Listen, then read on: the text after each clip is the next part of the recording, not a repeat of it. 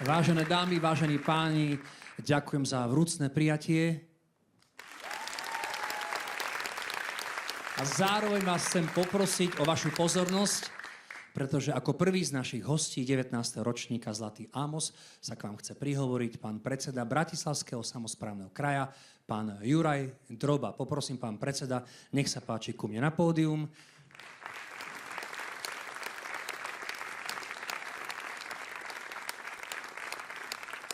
A pán predseda sa blíži za neutíchajúceho potlesku.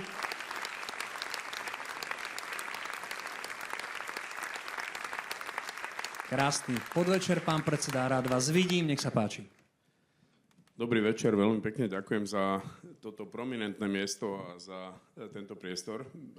Igor, ďakujem. Milí žiaci a žiačky, vážené pani učiteľky, pani učitelia, dámy a páni, ctení hostia.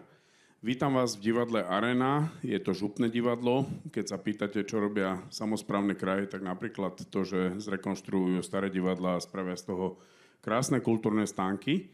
Takže vítam vás tu a teším sa, že dnes budeme spolu tráviť krásny večer.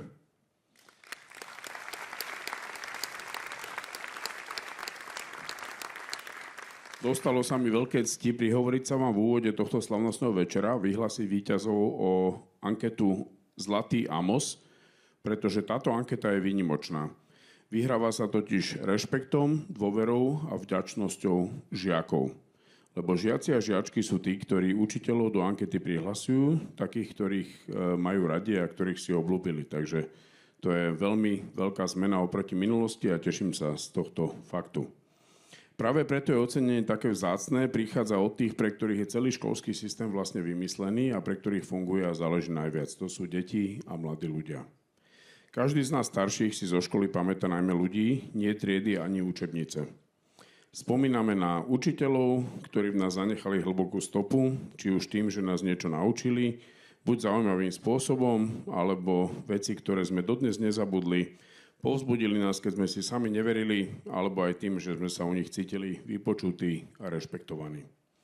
Ako predseda BSK si uvedomujem, že politici a úradníci tvoria a nastavujú vízie, systém a podmienky rozvoja kraja a štátu, no o budúcnosti spoločnosti sa rozhoduje najmä na školách. Tam sa formujú a vzdelávajú ľudia, ktorí budú o pár rokov tvoriť a riadiť život v našej krajine a v našom regióne.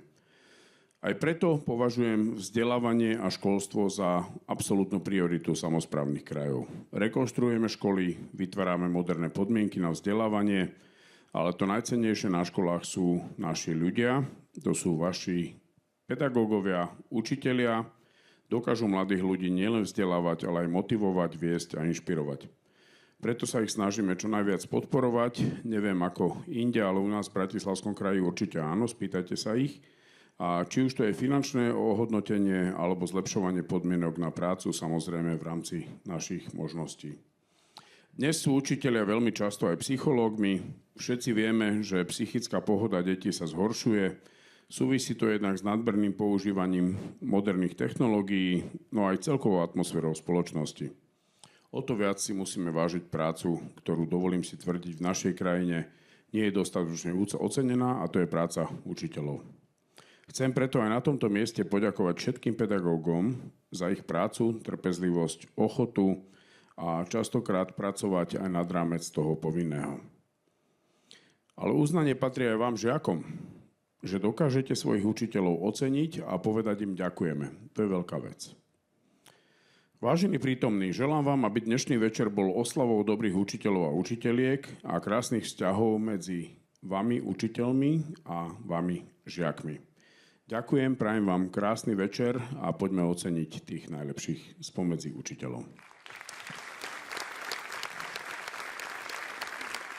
Pán predseda Bratislavského samosprávneho kraja, pán Juraj Droba.